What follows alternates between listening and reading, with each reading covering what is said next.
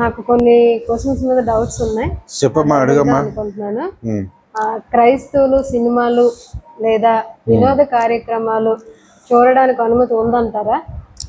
క్రైస్తవులు సినిమా థియేటర్లకు వెళ్ళటం, లేదా టెలివిజన్లో సినిమాలు చూడటం, లేదా సెల్ ఫోన్లో సినిమాలు చూడటం అనేది వాక్యానికి అది వ్యతిరేకమే. కీర్తనకారుడు చెప్తాడు కదా, 101:3, అలాగే గలతీ 5:21, ఈ 2 వచనాల్లో చూస్తే కీర్తనకారుడు అంటాడు, దుష్కార్యాలు కన్నుల ఎదుట ఉంచుకోకుండా నేను జాగ్రత్తగా ఉంటానని.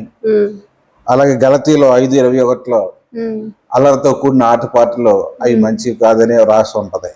కాబట్టి సినిమాలు సినిమా థియేటర్లోనైనా, లేదంటే టెలివిజన్లోనైనా, లేదా సెల్ ఫోన్లోనైనా చూడటం మాత్రం అది వాక్యానుసారం కాదు. ఇంకొకటి ఏంటంటే, ఇప్పుడు మన చర్చిలో కానీ, లేదా కోబుల్లో కానీ, లేదా మసీదులో కానీ టీవీ పెట్టి ఆ టీవీలో మనం సినిమా వేస్తే ఊరుకుంటారా? ఊరుకోరు. ఎందుకంటే ఇవన్నీ దేవాలయాలు, అవి పవిత్రమైన స్థలాలు.